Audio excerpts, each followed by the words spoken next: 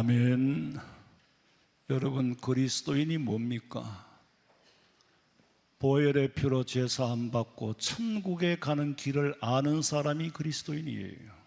이방인들은 모릅니다. 그리고 인간의 이성에 갇혀 있는 우리를 이성 밖으로 끌어내도록 성령의 인도하심을 받는 사람이 그리스도인이에요. 오늘도 본문 말씀은 도저히 인간의 이성으로서는 접근도 할 수 없는 말씀이 기록되어 있고, 우리는 접근할 수 없는 인간의 이성에서 하나님이 끌어내서 하나님의 세계로 인도할 때에 말씀이 여러분의 심령이 녹아지는 역사가 나타나기를 주님의 이름으로 축원합니다. 사람들은 그래요. 무슨 일이든지 눈앞에 당장 발등에 불이 떨어지지 않는 이상 준비를 안 하는 거예요. 10년 후에 20년 후에 있을 내 공간을 이전에 준비해야 되는데 때가 되면은 이미 늦었어요. 사람들은 보면은 준비하는 사람과 준비 없는 사람의 미래는 전혀 달라집니다. 요새 가끔 보면은 유튜브에도 노후 설계를 어떻게 해야 할 건가 그런 강의를 많이 하더만요. 그런데 물론 유익한 사람도 있어요. 근데 문제는 이미 노후가 되신 분들은 거기 앉아서 들어봤자 의미가 없어요. 이미 준비가 되신 분들은 거기 앉아 있지도 않아요. 한 달에 얼마가 있어야 됩니까? 그거는 쓰기 나름이에요. 거기 무슨 기준이 있는 줄 알고 묻는 사람이나 대답하는 사람이나 다 웃기는 짓을 하고 있어. 노후 설계는요 20대가 들어야 돼요. 30대가 들어야 돼요. 40은 조금 늦었어요. 50은 바쁩니다. 60은 기회가 없어요. 이 세상의 20, 30년 노후를 위해서도 평생을 준비하는데 우리가 가서 영생을 누릴 영생을 위한 준비는 소홀히 여긴다는 거예요. 평생을 준비해도 모자라는 게 영생을 위한 준비예요. 노후 준비를 설계하는 사람은 많고 질문하는 사람도 많은데 영생을 위한 상담을 했던 사람은 성경에 제가 보니까 한 사람이 있었어. 마태복음 19장 16절에 어떤 사람이 주께 와서 이르되 선생님이요 내가 무슨 선한 일을 하여야 영생을 얻으리이까. 자, 사실은 질문 자체가 방향은 틀렸어요. 내가 선한 일을 해서 영생을 얻는 건 아니고 영생은 주님이 흘리신 보혈의 피로 대가를 지불하고 얻었어. 내가 어떻게 해야 하나님 앞에 가서 면류관과 상급을 받을 수 있습니까? 라고 물어야 되는데 질문의 방향은 틀렸지만은 그나마 질문이라도 하는 건 다행이에요. 그리스도인이라면 영생을 위한 상담을 받아야 되는데 개인적으로 케이스웍은 할 수가 없고, 그러니까 그룹웍으로 집단으로 하나님의 말씀을 가지고 상담을 해줍니다. 에베소서 5장 16절 봐요. 그런즉 너희가 어떻게 행할지를 자세히 주의하여 지혜 없는 자같이 하지 말고 오직 지혜 있는 자같이 하여 세월을 아끼라. 때가 악하니라. 성경에서 여기서 말하는 때는 리드밍 더 타임이라 그래서 시간을 말하는 게 아니에요. 시간을 아끼라는 게 아니고 그보다 훨씬 더 깊은 의미의 네가 결점, 모자라는 부분을 보완할 수 있는 기회를 때라고 말하는 겁니다. 그 기회를 놓치지 말아라. 우리에게 죄사함 받을 수 있는 회개의 기회를 놓치지 말아라. 회개할 기회를 잃은 에서는 통곡을 했지만 이미 지나갔어. 에서가 회개하지 않으므로 그 후손들까지 지금까지 고통받고 살잖아요. 그들이 누굽니까? 이스라엘이라는 땅의 가자 지구에 사는 사람들. 요단강 서편에 있는 이스라엘 편에서 봤을 때는 동쪽이죠. 피에로 팔레스타인 자치구요. 이스라엘이라는 영토 안에 살면서도 야곱의 후손들에게 밀려가지고 구석에서 사람 대우 못 받고 살아요. 원래 에서의 후손들이 그 땅에서 계속 살았어요. 야곱의 후손들은 이집트에 가서 430년이나 있다가 들어왔는데도 밀고 들어간 거예요. 누가 허락했죠? 하나님이 허락했어. 왜? 야곱은 기회를 얻었어. 야곱은 기회를 만들었어. 그래서 회개하는 야곱에게 너는 다시는 야곱이라 하지 말고 이스라엘이라 하라. 그래서 이스라엘이 된 거예요. 그래서 이스라엘이 또 밀고 들어가니 밀려가지고 지금 다 알잖아요. 저 작당을 천대받고 사는 거예요. 때라는 것은 기회다. 기회를 놓친 자들의 고통은 그 후손들에게까지 나타나고 기회를 잃은 자에게 주어지는 고통이 어떤 것인가를 증명해 보이고 있습니다. 우리의 삶은 영생을 준비하기 위한 삶인데 아무런 준비 없이 주님 앞에 서면은 부끄러운 구원을 받는다. 구원은 받되 부끄러운 구원을 받는다. 부끄러운 구원을 받고 영생한다면은 겨우 지옥은 면했지만은 거기 가서 받아 누릴 상급도 없고 받아 누릴 면류관도 없고 받아 누릴 업이 하나도 없는 거예요. 저는 죄송합니다만은 탈북자가 계신다면 용서하세요. 여러분들은 성공한 사람인데 이런 상황을 저는 탈북민들을 비유를 하는데 탈북자들 가운데서는 여러분 그렇잖아요. 지옥 같은 그 북한의 김정은 정권 하에서 탈출해서 대한민국에 와서 자유민주주의 대한민국 시민권은 얻었지만은 그거는 값을 주고 준 게 아니에요.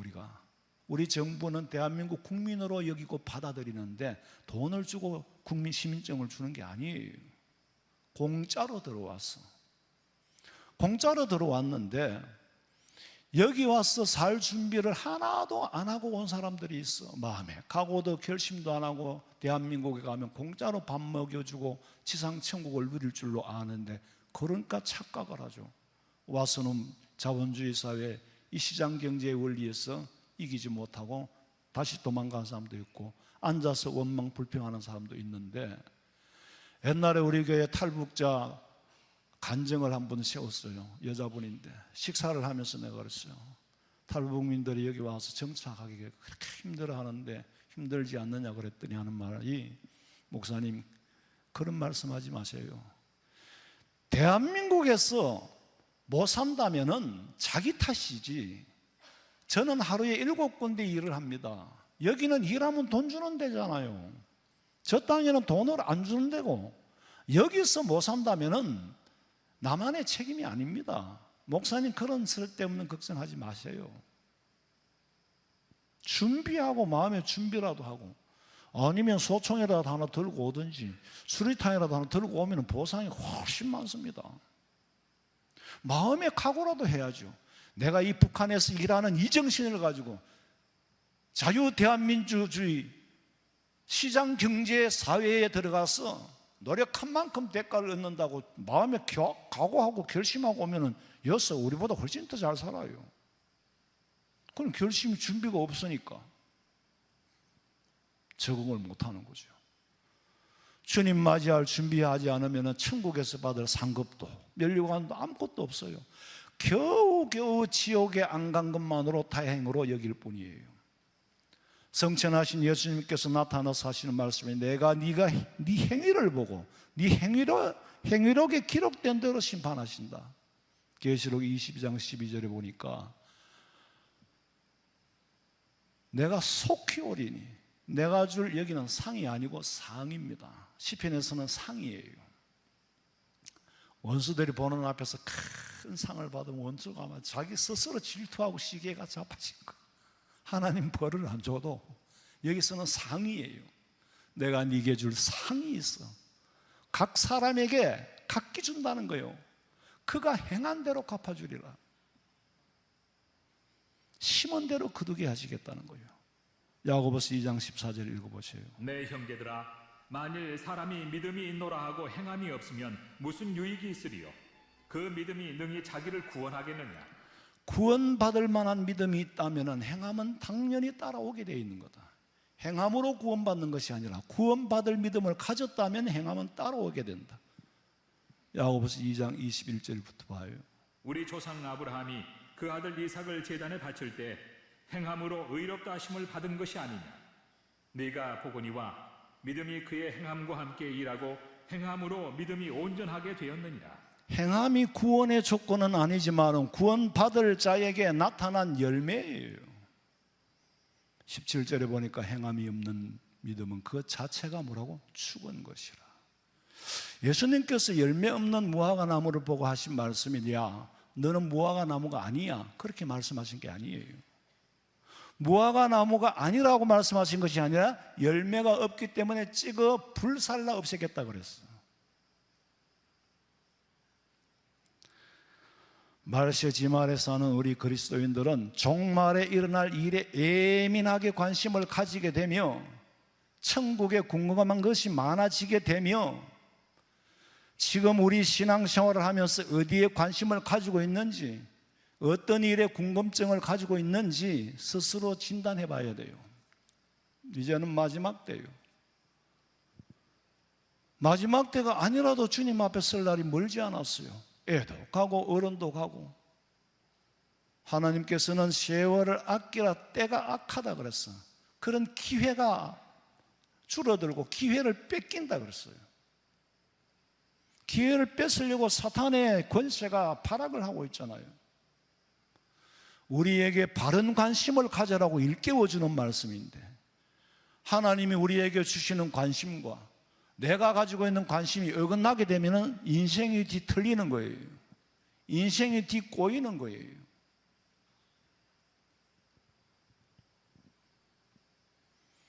하나님이 가르쳐주고 싶은 궁금해 할 일, 주님이 우리에게 뭘 가르쳐주고 싶어 하실까?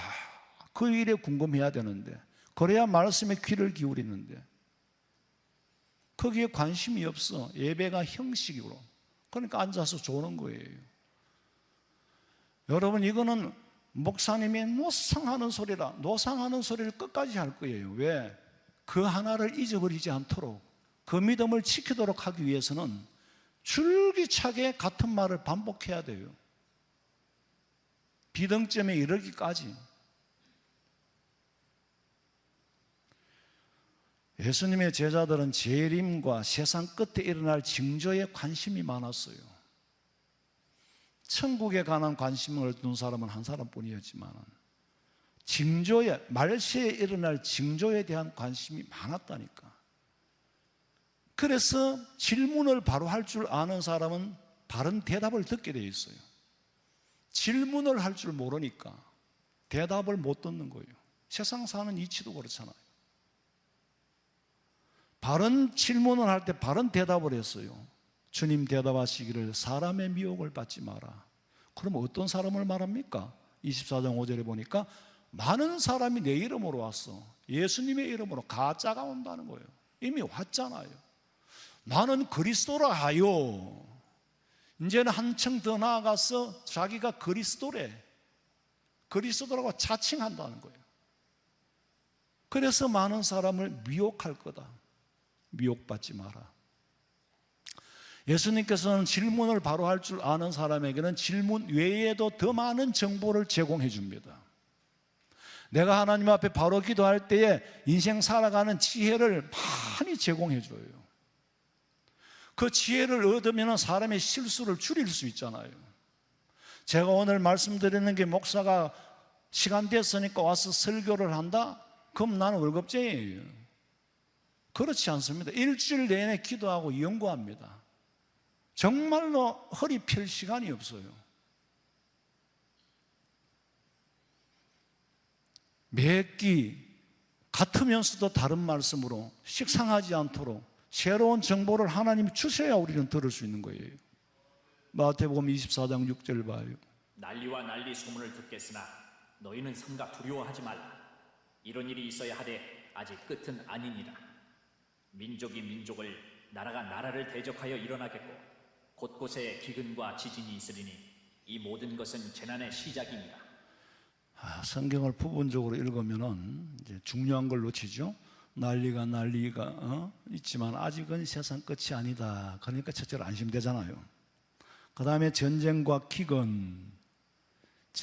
기근이 있잖아 지금. 그래도 아직 끝은 아니라 그랬어. 근데 문제는 재난의 시작이라 그랬어.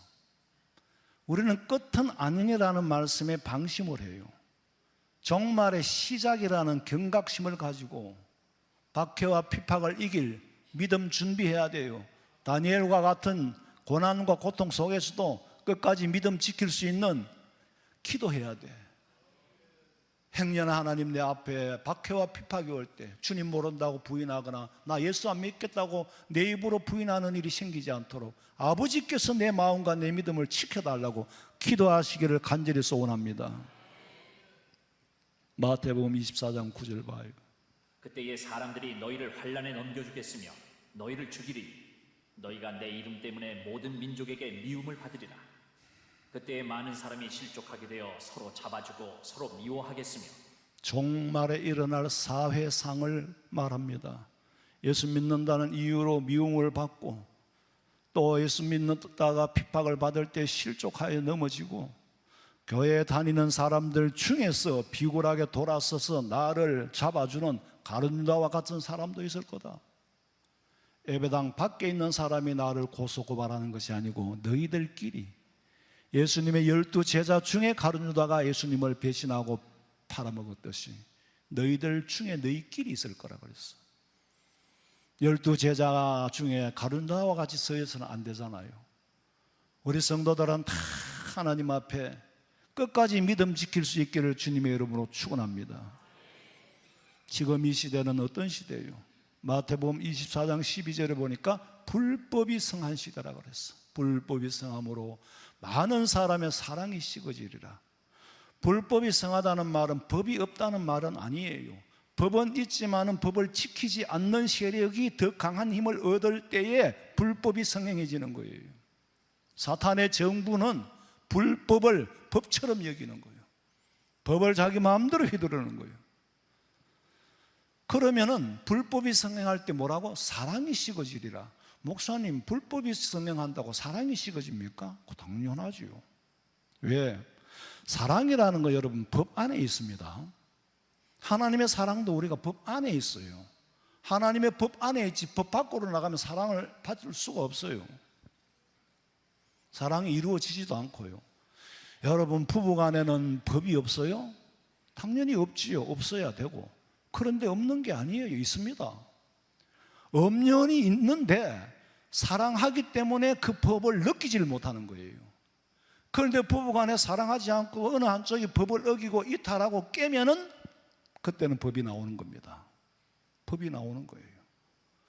사랑이 식어지고 가정을 유지하기가 어렵게 돼요. 왜? 부부간에 법을 깼기 때문에. 그런데 법이 있는 줄을 몰랐어. 사랑할 때는 법이 있는 줄 몰랐어. 부부는 돌아서면 남이에요. 나 옛날에 학교가 일주일 있다가 오면은 집사람 보기 서먹서먹하고 뭐 좀 그렇더라고. 애들은 반가운데 마누라는 서먹서먹해요. 나는 딸도 크니까 둘이 있으면 서먹서먹해. 엄마가 중간에 끼어야 되지. 이상하게 내가 그만큼 가정을 못 돌봤다는 거예요. 근데 막 그건 그렇고, 이 불법이 성행하면 법이라는 건 여러분 누구에게나 똑같이 적용시켜야 되는데 적용시키는 건 규칙이에요. 규칙이 없는 거예요. 이걸 내로남불이라고 그러지. 내가 하는 건 사랑이고 남이 하는 건 불륜이라는 거예요. 교통법규를 어겼으면 누구에게나 스티커를 발부하고 벌금을 매겨야 되는데 교통경찰이 자기 마음대로 한다면 그거는 불법입니다. 지금 불법이 성행하고 있어요. 요즘 경찰이 그렇다는 말이 아니고 경찰도 마찬가지지 뭐. 사탄은 자기 때가 얼마 남지 않았다는 걸 알기 때문에 최후의 발악으로 불법으로 자신들을 유지하려고 해요. 그 불법의 배후의 정체를 몰라. 배후의 정체를 모르니 거기 쓰임받는 거예요. 정체가 뭡니까? 계시록 12장 10절 봐요. 내가 또 들으니 하늘에 큰 음성이 있어 이르되 이제 우리 하나님의 구원과 능력과 나라와 또 그의 그리스도의 권세가 나타났으니 우리 형제들을 참소하던 자 곧 우리 하나님 앞에서 밤낮 참소하던 자가 쫓겨났고 불법의 배후에는 밤낮 참소하고 고소 고발 좋아하는 사탄이에요. 사탄은 계속해서 하나님 앞에 고소하는 거예요. 하나님, 장 목사가 저렇습니다. 황 장로가 저렇습니다. 김 장로가 저렇습니다. 이 권사가 저렇습니다. 계속 고소 고발하는 거예요. 하나님 그거 안 들어요. 그러다 고소 고발하다 쫓겨났잖아요. 고소 고발 하도 하니까 쫓아내버린 거예요. 그 쫓겨갔어요. 어디 갔어요? 12절 읽어봐요. 그러므로 하늘과 그 가운데 거하는 자들은 즐거워하라. 그러나 땅과 바다는 화 있을진저 이는 마귀가 자기의 때가 얼마 남지 않은 줄을 알므로 크게 분내어 너희에게 내려갔습니다. 하늘과 그 가운데 하나님의 백성들은 마귀가 쫓겨내었으니까 기분 좋아하고 즐거워해야죠. 그런데 이놈의 마귀가 땅에 내려와서 자기 때가 얼마 남지 않은 줄 알고 분을 냈다 그랬어. 분내가 어디에 갔다고? 너희에게 갔다. 우리에게 온 거예요. 이 사회에 오고 이 나라에 오고 여러분 개개인의 마음에 들어갔어요. 내려와서 뭘 하고 있습니까? 그리스도인들을 핍박하고 박해하는 도구로 사용되어지고 있어요. 정작 본인들은 하는 짓이 누구에게 조정을 받는 소행인지 정체를 모르고 꼴뚜기같이 뛰고 있는 가룟유다의 마음에 마귀가 들어가니까 마귀에게 쓰임 받았는데 정작 본인만 몰랐던 거예요. 요한복음 13장 2절에 보니까 마귀가 벌써 시몬의 아들 가룟유다의 마음에 예수를 팔려는 생각을 넣었더라. 생각이 어디서 온지를 몰라. 그러니까 예수님을 팔았지요. 우리 성도들은 큰 신하였어. 한 사람도 사탄에게 쓰임 받는 가룟유다와 같은 사람이 되지 않기를 주님의 이름으로 축원합니다. 그리고 성령 받아서 박해와 핍박을 이기고 끝까지 견디는 자. 근데 참 아이러니한 건요, 여러분 예수님이 어디서 태어났습니까? 이스라엘에서 태어났어요. 어디서 죽었어요? 이스라엘에서 죽었어요. 어디서 부활했어요? 이스라엘에서 부활했어요. 어디서 성천했어요? 이스라엘에서 했어요. 보혜사 성령이 어디에 내렸습니까? 이스라엘의 마가 요한 다락방에 내렸어요. 그런데 그 사람들이 안 믿어요. 메시아 예수는 당신은 메시아가 아니라는 거예요. 소수자가 마가 요한 다락방에 모였던 소수자가 성령을 받았어. 왜? 성령을 기다렸거든. 이스라엘이 돌아와야 세상 끝이라고 말씀하시는 거예요. 복음의 시작에서 한 바퀴 돌아서 이까지 와야 돼. 근데 이스라엘이 안 믿고 있었어. 근데 중요한 건 지금은 급변하고 있다는 사실에 우리는 눈여겨봐야 돼요. 이스라엘의 복음이 전파되고 교회가 세워지는 변화를 보는 것은 말세에 이보다 더 강한 징조를 볼 수가 없습니다. 여러분 우리 교회도 적지만은 이스라엘 선교사, 이스라엘의 세상에 선교사를 보낸다는 게 말이 됩니까?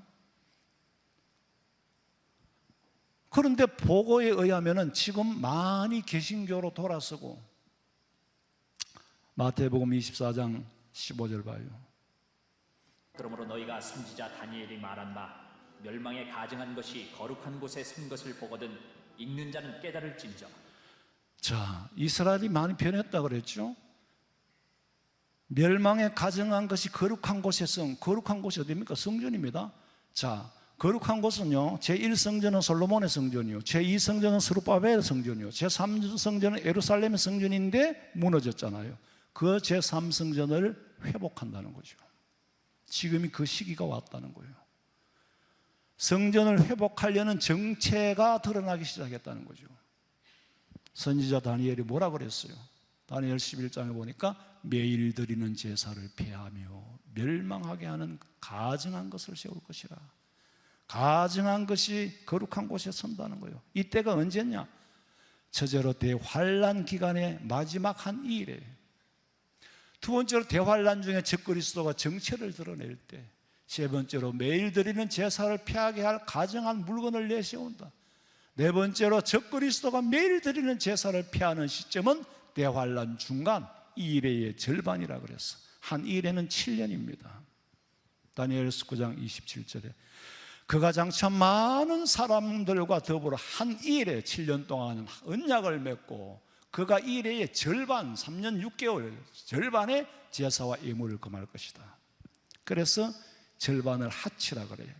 이 원문에 이 말은 불특정한 시점을 나타낼 때나 어떤 시간대에서 결정적인 동작이 분리될 때에 하치라는 말을 쓰는데 이스라엘 남북이 갈라질 때 하치라는 말을 썼어요. 7년 한 일회의 절반 그랬어요. 그때에 적그리스도가 권세를 잡고 사람들에게 믿음을 거절하라고 배교를 요구하는 시점, 적그리스도의 졸개를 시켜가지고 성도들을 핍박하는 시점이 될 거다. 구체적으로 11절에 보니까 매일 드리는 제사를 피하며 멸망하게 할 가증할 것을 세울 때부터 언제라고? 1290일을 지낼 것이요. 제사를 피한 날로 1290일이 지난다 그랬어요. 제가 언젠가 이 강의를 한번 했는데 비슷한 것 같지만 엄밀히 보면 또 다른 각도에서 보는 겁니다. 매일 드리는 제사를 피하고 멸망할 가증한 것을 내세우는 시점부터 뭐라고? 1335일까지 믿음을 지키고 인내하는 사람은 복이 있을 거다. 12절 봅시다. 기다려서 1335일까지 이르는 그 사람은 복이 있다. 한 일에는 7년이에요. 너무 복잡해서 7년 대환란 기간 동안에 있을 일을 구성해보면 첫째는 대환란 시작에는 불법의 사람, 결국 멸망에 이르는 일이 나타나는데 적그리스도의 때에 대환란을 시작하는 거예요. 대환란 이 시작을 말하는 거예요. 지금 지구상에서 전 세계에서 곳곳에서 일어나는 일들을 보면은 종말에 사탄의 쫄개들이 사전 행사의 꼴뚜기처럼 뛰는 것처럼 보여. 늘 저는 이걸 그 연상을 하는데 가요 무대 하면 촥 나오나부터 나옵니까? 아니에요. 막이 올라갈 때 보니까 시작하는 줄 알지만 그 사전 행사가 있습니다. 흥을 막 띄워요. 띄웠을 때 노래 한 곡 좀 해야지 따라오지, 감성이 따라오지. 짜자잔 나와가지고 사랑이 뭐냐 이렇게 하면 아무도 감동을 안 해요. 사전 행사 꼴뚜기들은 우리 눈에 안 보여요. 진짜 본 무대에는. 지금 꼴뚜기들이 뛰고 있어요. 그러니까 데살로니가 후서 2장 누가 어떻게 하여도 너희가 미혹되지 말라. 먼저 배교하는 일이 있고 저 불법의 사람 곧 멸망의 아들이 나타나기 전에는 그날이 이르지 아니하리니. 분명히 멸망의 아들이 나타나기 전에는 그날 말세가 아니라는 거예요. 그러면 언제인지 그 날은 우리는 몰라. 있는 거는 틀림이 없어. 제사와 예물을 금지한 후 어느 시점에 대대적인 적그리스도의 공격이 시작될 것이다. 7장 25절 봐요. 그가 장차 지극히 높으신 이를 말로 대적하며 또 지극히 높으신 이의 성도를 괴롭게 할 것이며 그가 또 때와 법을 고치고자 할 것이며 성도들은 그의 손에 붙임바되어 한 때와 두 때와 반 때를 지내리라. 한때 플러스 두 때 플러스 반 때는 뭐요? 3년 반이에요. 이게 문자적 해석이냐 상징적인 해석이냐가 중요한 것이 아니라 이런 때가 반드시 온다는 게 중요한 거예요. 마태복음 24장 21절 봐요. 이는 그때에 큰 환란이 있겠습니다. 창세로부터 지금까지 이런 환란이 없었고 후에도 없으리라. 그 날들을 감하지 아니하면 모든 육체가 구원을 얻지 못할 것이나 그러나 택하신 자들을 위하여 그 날들을 감하시리라. 예수님께서 우리 성도들의 대환란을 이길 힘이 어느 정도인지를 알고 계셔요. 우리가 어디까지 버틸 수 있는지, 그러나 전혀 안 버티면 안 되겠지. 어디까지 버틸 수 있는지 주님이 더 잘 알아요. 그렇기 때문에 그 날들을 감하여 준다, 줄여준다 그랬어. 그러므로 적그리스도의 대대적인 핍박은 제사와 예물을 금지한 후 1290일이 지난 후 45일, 그러니까 1335일까지 이르게 될 거다.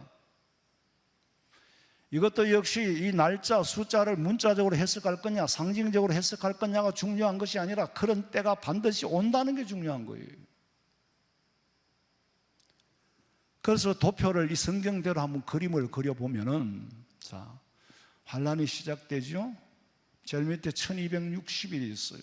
환란 중간이에요. 그 다음에 1290일이 있어. 30일을 더 지내죠. 그때 적그리스도가 나타난다는 거죠. 자기가 나타난 하나님이라고 한다. 그리고 그 후에 45일, 1335일, 그때가 되면은 환란을 면하여서 예수님이 재림하시고 우리는 공중에 휴거한다. 그건 성경이니까 내 말이 아니에요. 데살로니가서에 분명히 하늘로 공중으로 들리움을 받는다 그랬거든요. 그러니까 이건 인간의 이성으로서는 이해할 수 없고, 이런 소리를 하면은 미쳤다는 소리를 듣는데, 우리 여기 모인 분들은 미쳤다는 소리를 아무도 안 해요. 왜? 진리 안에 있는 자들이니까. 진리 밖에 있는 사람하고 오늘 여기 제가 드린 말씀하고 한마디도 대화가 안 됩니다. 대화가 안 되도록 해놔서 또 그거 다 설명하려면 한도 끝도 없고. 자, 이런 도표를 제가 제공하는 것은 여러분들은 이거 머리에 싹 지어버려도 상관없어요. 왜 그럼 이런 도표를 근거로 제시하느냐? 성도들이 이해하기는 어렵지만은 막연하게 뜬구름 잡는 얘기가 아니라는 거. 예수님의 재림이 뜬구름 잡는 얘기가 아니고, 천국이 뜬구름 잡는 얘기가 아니고, 스스로 위로받기 위하여 추상적인 세계에 있는 것이 아니라 실존한다는 걸 증명하기 위해서 말씀드리는 거예요. 다니엘서 12장 12절에 기다려서 1335일까지 이르는 그 사람은 복이 있으리라. 이 모든 과정을 이기고 끝까지 견디는 자에게는 뭘 준다? 계시록 2장 17절. 귀 있는 자는 성령이 교회들에게 하시는 말씀을 들을지어다. 이기는 그에게는 내가 감추었던 만나를 주고 또 흰돌을 줄 터인데, 그 돌 위에 새 이름을 기록한 것이 있나니 받는 자 밖에는 그 이름을 알 사람이 없느니라. 만나는 아무한테나 준 게 아니라 그랬어요. 만나는 환란을 이길 수 있는 말씀의 양식이에요. 영혼이 살아갈 수 있는 양식이 하나님의 말씀이에요. 말씀을 오늘도 먹고 있잖아요, 여러분은. 흰돌은 누구한테 준다고? 이제 귀에 못이 박혀가 어지간한 내처럼 머리 나쁜 사람이 아니면 다 외울 거예요. 또 못 외운다고 머리 나쁘다는 얘기가 아니고, 외우는 게 비정상이에요. 못 외우는 게 정상이에요. 그러니까 우리가 또 글로 봐야 돼. 또 확인만 하고 지나가면 돼.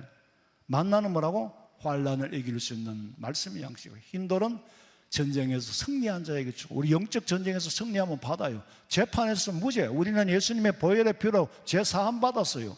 잔치에 초대받았어, 공중혼인잔치에. 이게 흰돌인 줄로 믿으시기 바랍니다. 받아 적어가지 않아도 돼요. 나중에 또 확인시켜 줄 거니까. 분명히 있다는 건 알고 기억하면 된다는 거예요. 이런 종말에 사는 성도들은 박해로부터 믿음을 지킬 때에 천국에 들어가는데, 다니엘 선지자가 말하기를 12장 13절에 보니까 너는 가서 마지막을 기다리라.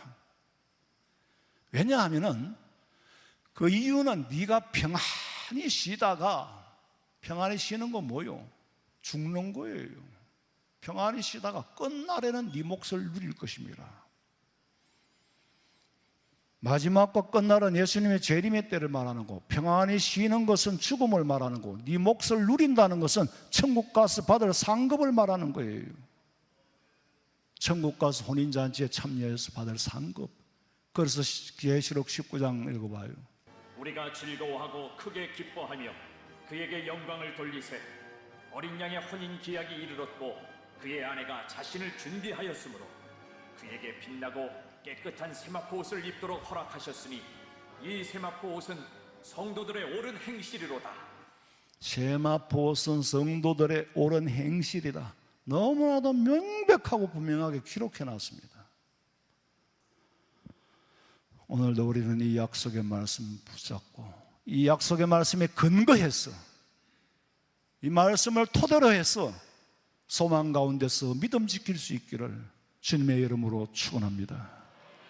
자비로우신 아버지 하나님, 마지막 때에 믿음 준비하여 주님 앞에 서는 날 분명히 내가 받을 업을 누릴 수 있기를 원합니다.